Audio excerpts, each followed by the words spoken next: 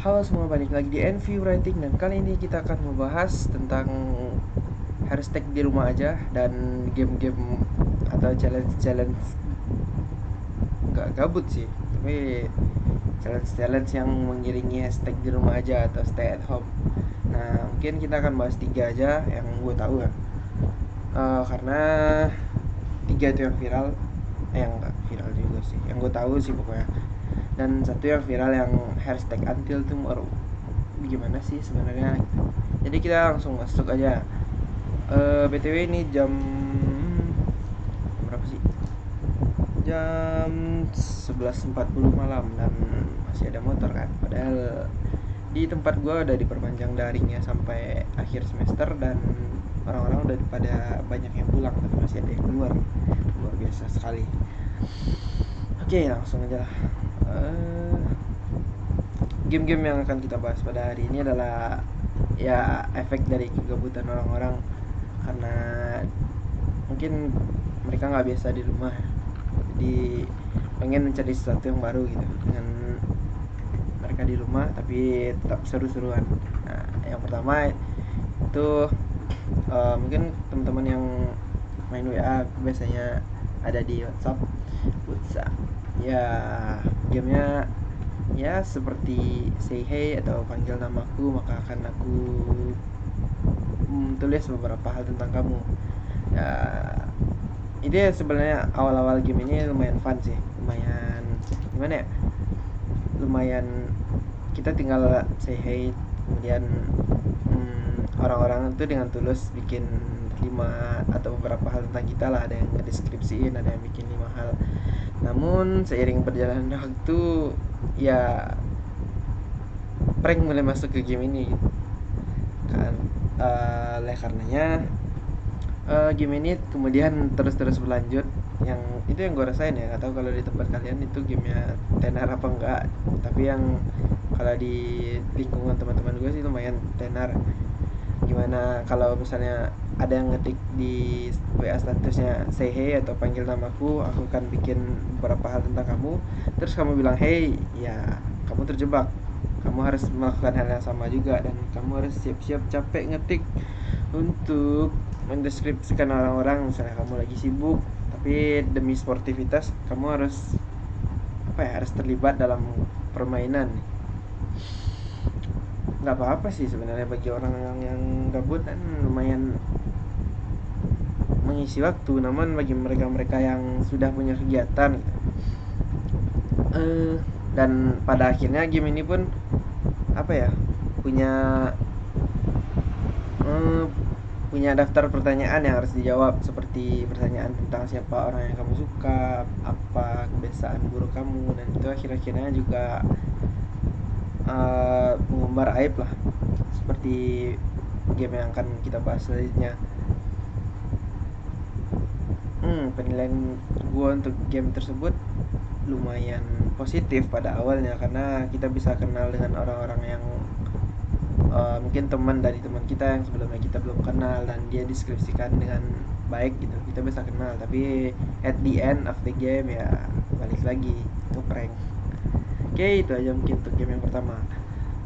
Untuk game yang kedua yang mestinya sangat-sangat viral, gue yakin ini kalau yang ini viral sih, beneran viral karena di Instagram pun banyak yang banyak yang ngepost foto ya, foto yang bad post. Nah, jadi game itu gini, gue pernah kena sih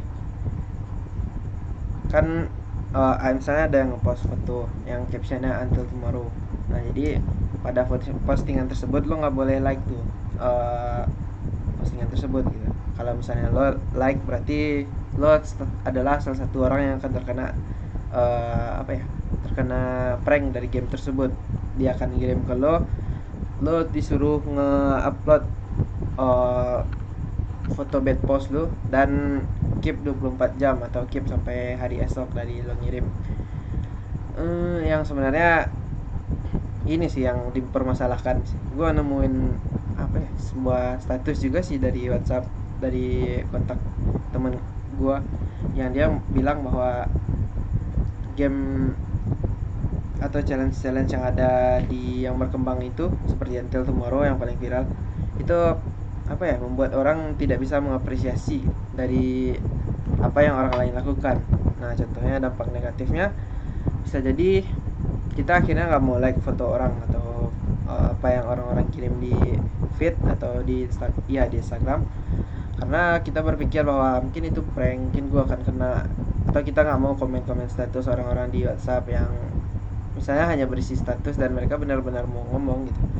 Kita nggak bisa komen atau kita nggak bisa apresiasi itu dengan sekadar mengirim stiker atau ya mengatakan saya setuju, karena ya takut di prank. Nah, ini sih adalah dampak negatif yang pertama yang dibilang sama uh, teman kontak gue tersebut. Dan gue setuju sih, gimana ini bukannya memberikan kesan fun, namun ya memberikan sedikit rasa takut. Gue nggak tahu sih kalau dari kalian gimana, tapi yang dari gue rasain seperti itu. Dan yang kedua, efek negatif dari dua game tersebut adalah ya, baik itu foto atau pertanyaan-pertanyaan yang disebutkan yang misalnya gue sebut tadi itu bisa dikatakan aib. Nah, kita harus apa ya, harus jeli juga sih menanggapi aib ini seperti apa. Kalau misalnya cuman foto yang apa ya, foto yang memorable gitu ya, yang nggak aneh tapi punya kesan tersendiri, dan kan itu tuh teman-teman gue yang benar-benar gue kena prank sama dia tuh kan, yang maksudnya gue kepencet like di postingan dia itu bilang bahwa nggak harus foto yang bad post kok, foto yang mana aja, foto lama atau foto yang punya memori juga nggak apa. Nah, itu menurut gue oke aja gitu. Maksudnya meskipun gue kena prank, meskipun ya gue harus terlibat dalam permainan yang gue nggak mau terlibat di dalamnya, cuman ya udahlah, cuman ngepost foto memorable, dan gue masih keep fotonya sampai sekarang. Until Tomorrow-nya gue nggak gue hapus, cuma caption aja yang gue hapus biar orang-orang nggak kena. Itu lumayan sih, lumayan better lah dibanding bener-bener lo harus berfoto kayak ekspresinya berlebihan atau emang sengaja dijelek-jelekin gitu, padahal jelek sih. Ya demi untuk challenge ini doang, menurut gue itu yang salah sih. Karena ya balik lagi, aib itu kita harus tutupin, kita nggak boleh buka ke siapapun, karena sejatinya emang nggak untuk dibuka. Jadi kesimpulan gue dari dua game tersebut, menghilangkan kegabutan mungkin iya, namun untuk berfaedahnya gue masih belum tahu itu sungguh akan berfaedah atau. Dan menurut gue itu nggak lucu sih foto-foto bad post orang, ketika gue lihat itu nggak lucu sama sekali gitu. Gue bahkan beberapa yang ngapain sih ngepost foto kayak gini gitu. Tapi gue nggak tahu sih, tergantung apa ya, kalian gimana menurut kalian tentang ini gitu. Kalau menurut gue sih nggak terlalu recommended sih dua game tersebut, meskipun yang pertama sih lebih better daripada yang Until Tomorrow. Nah, sebenarnya kan gue tadi bilang 3 game ya, tapi gue baru bahas 2. Yang satu ini kan, yang satu lagi ini gue nggak terlalu masalah sih. Game yang atau game permainan-permainan yang ya misalnya seperti pemain-pemain bola lah, ya mereka ngejagling tisu WC gitu kan, seperti itu. Atau makan creativity. Nah, menurut gue itu game yang cukup bagus, permainan yang cukup menarik, dan itu bisa dilakukan ketika kita stay at home gitu. Kita melakukan banyak hal yang bisa kita lakukan di rumah, dan sebenarnya saat kita berada di kehidupan normal itu tidak kita terpikir untuk melakukannya gitu. Itu sebenarnya yang harus dilakukan menghadapi karantina day ini, atau karantina yang gue nggak tahu ini hari keberapa karena mulainya juga nggak kompak kan. Oke, dan gue mau update sedikit nih masalah corona ya kan. Beberapa tempat udah menerapkan lockdown dan partial lockdown juga, dan kampus-kampus sudah mayoritas sih memperpanjang masa kuliah daring.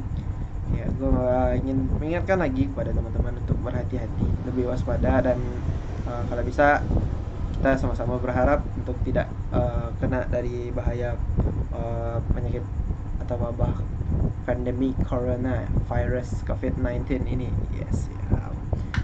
Oke, mungkin itu aja sih untuk segmen pertama ini. Yang sebenarnya inti videonya sih, ya inti videonya ya bahas ini juga satu teman.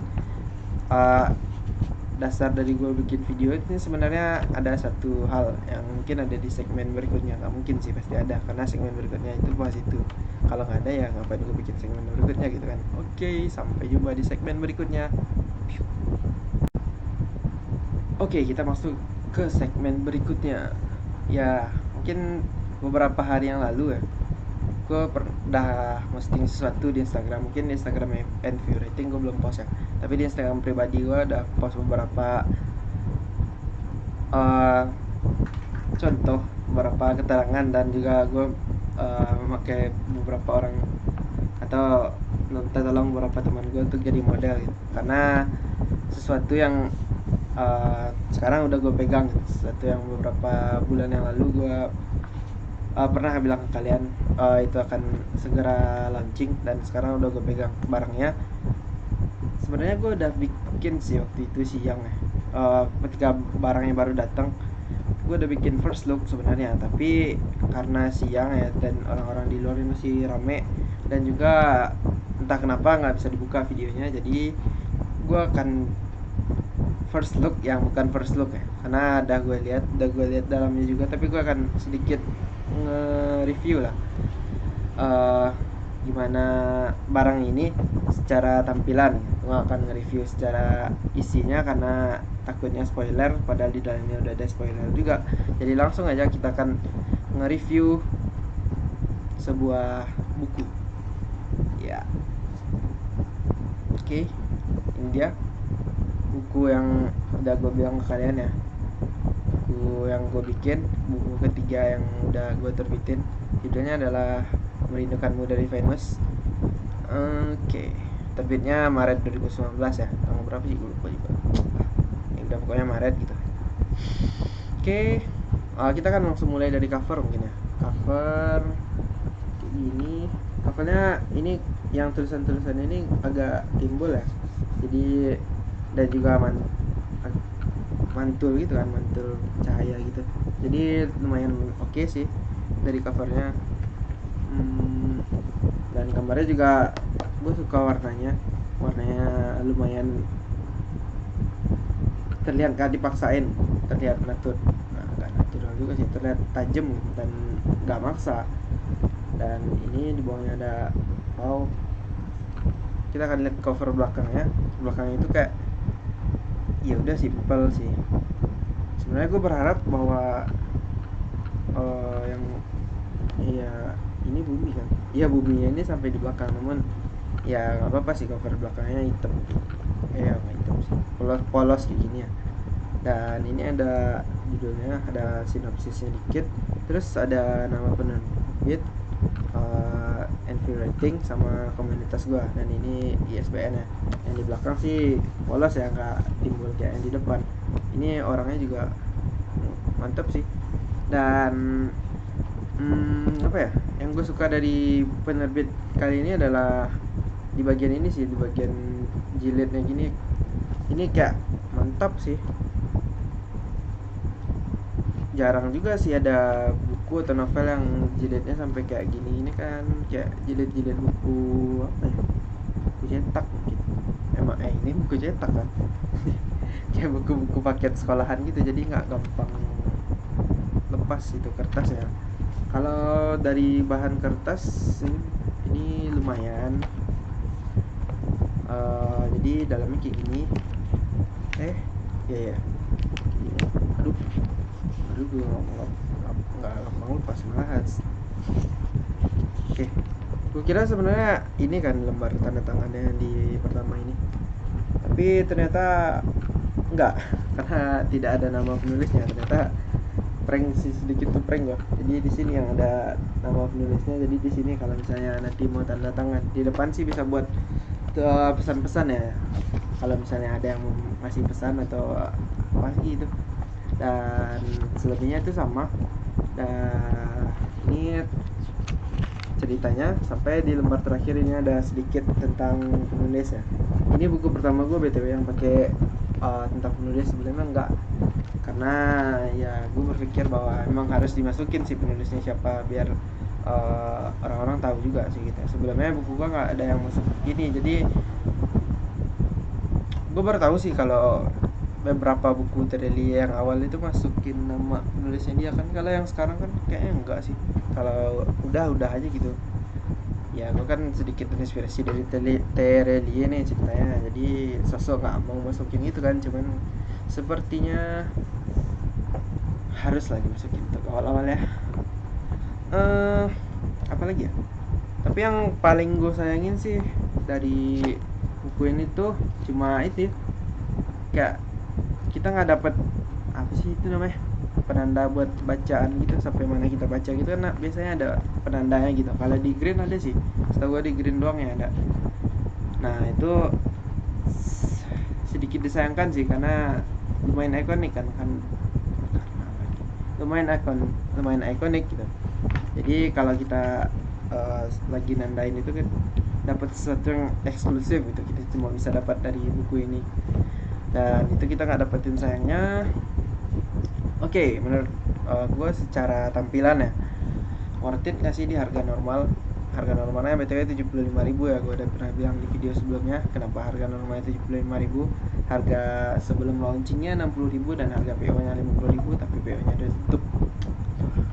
Worth it gak sih secara look?